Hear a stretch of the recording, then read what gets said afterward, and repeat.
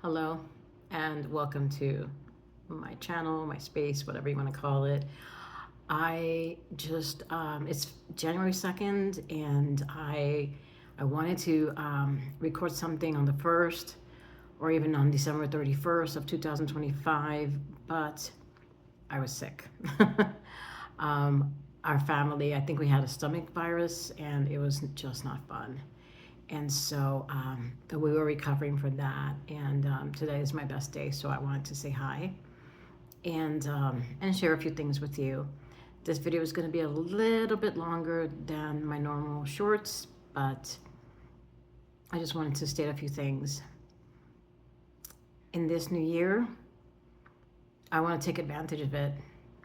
Last year, I was mostly in a daze. I was either in pain, in a daze, and just not doing very well mentally. It was a fog. I was in a fog, to be quite honest.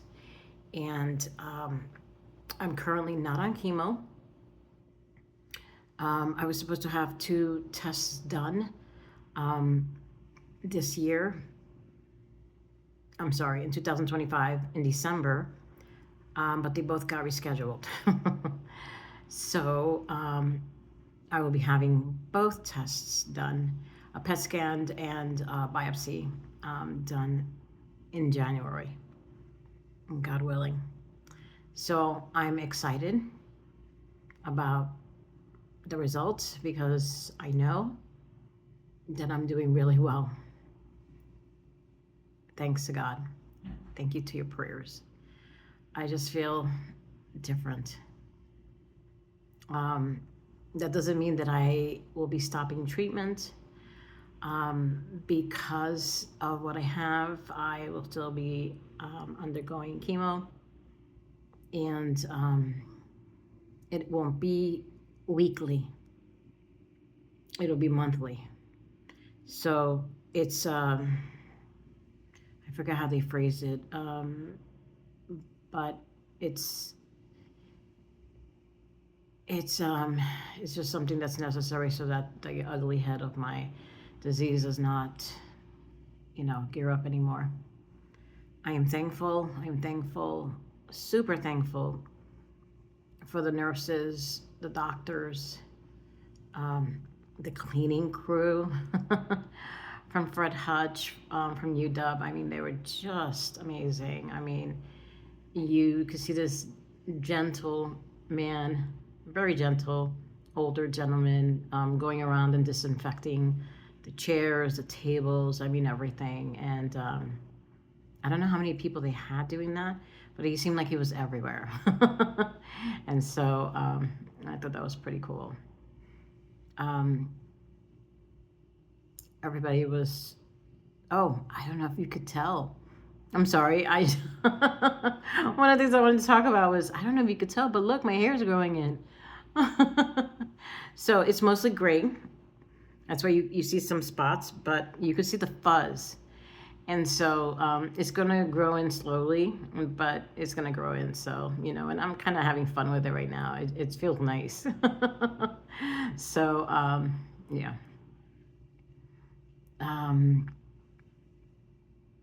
Anyway, even though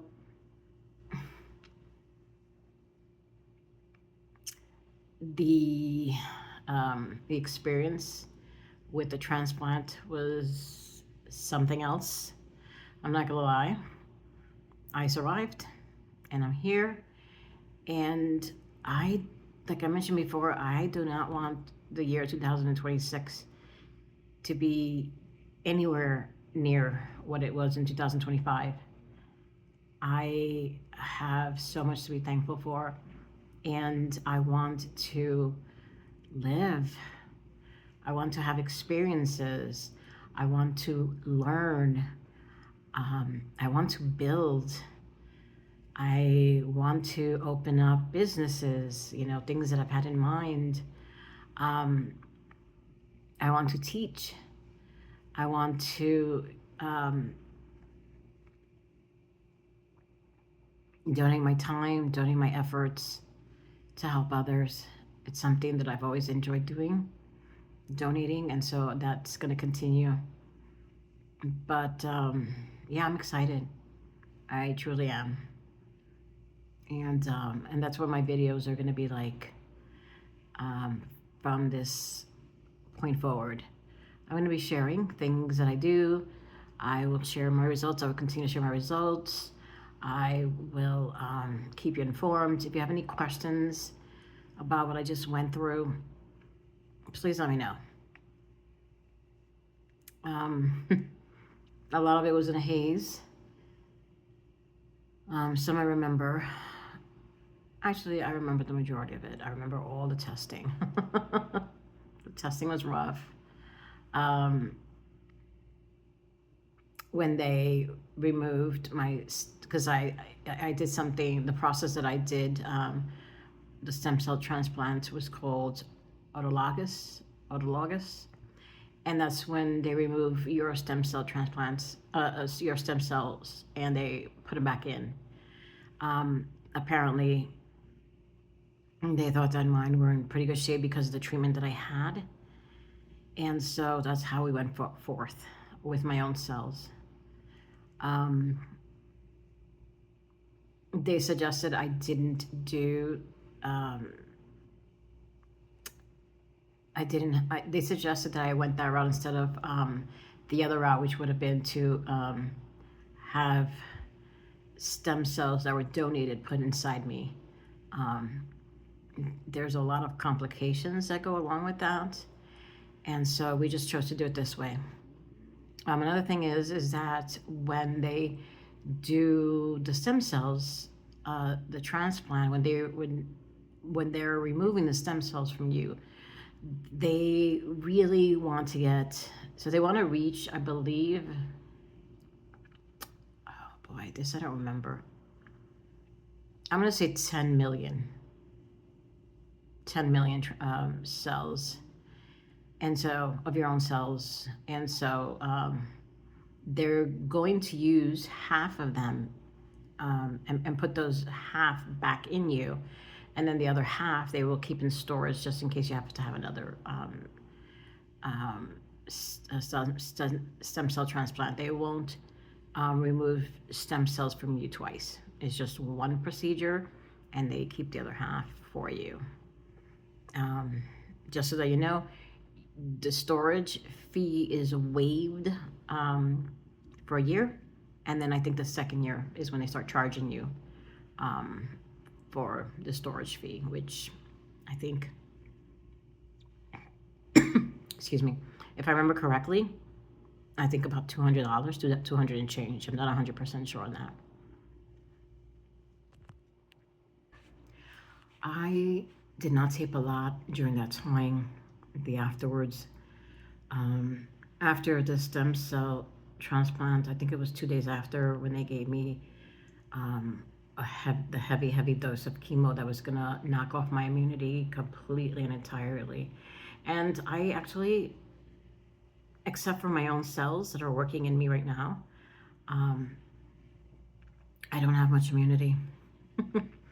You know, those injections that they give you when you're a baby, you know, for measles, rubella, all those things, those were completely wiped out of me. So I think it's kind of interesting. That's why they call it a rebirth, because everything is wiped out. So everything that I've been through these past 57 years, all my sicknesses, all these things that, you know, my natural immunity, you know, would have stored and fought in the future. I have none of those things. So that's what happened. That's part of the process. I will have, you know, those injections again. They just give you a certain amount of time before you get those injections, somewhere between 6 months and a year. So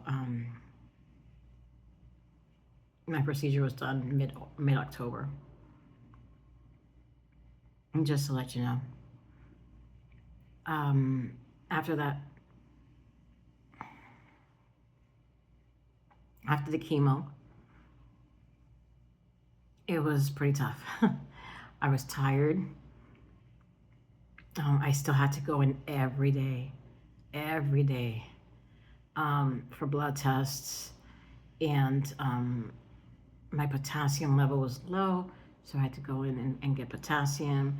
And I also had to get, I'm trying to remember. I had to get mm, like sodium and all those good things, because I wasn't ingesting enough food. So it was like a sailing bag. I don't want to say it was a sailing bag. I'm sorry, I don't remember the term. But so yeah, fluids were given to me because I was nauseous. I did take nausea medications, quite a few. Um, my daughter helped me stay on top of the nausea big time. I could not have done it without my daughter, my husband. I could not have done these things without them. So thank you, thank you, thank you so much. I was weak. Um, I I could feed myself, but I spent a lot of time in bed before the procedure. So I do have fractured vertebrae, 5 of them. And so before the procedure, I was walking. I had upgraded from a walker to a cane, using a cane. I was really excited about that. And I hadn't, even though my doctor, my oncologist kept telling me, you know what, be as strong as you can be, use your muscles as much as you can, because it's going to be like you're going to be bumping, you're going to be going backwards. And that's exactly what happened. I had to go back to using my walker. There were days where I was so tired walking from the car that I had to have my daughter get a wheelchair for me. It was really, really bad. Um, I'm back to using a cane. Sorry, I'm sure you hear the dogs. um, Neighbors' dogs. There's a dog park for them. Anyway, so yeah, I'm back to using a cane. I did use a walker for a little bit when I got home, but not as much. There were times, and there still are times, when I have to spend a lot of time in bed because I get tired really easily. The muscles in my back get tired. I'm actually, before the procedure, I was taking medication, an interesting medication, which I will explain another time, and it's to strengthen my bones. And so I love biology, so I'm gonna throw in some biology in there, but I need to remember, or I want to write down notes, because I want to explain it correctly. Because it has to do with, I think, osteoblasts and osteoclasts, and those are cells that help uh, generate bone, and the other one takes down bone tissue. So, but yeah, I'll explain it better another time. I'll be more specific, because I do want to teach, and I wanted to say that in teaching myself, there are so many things that I want to learn.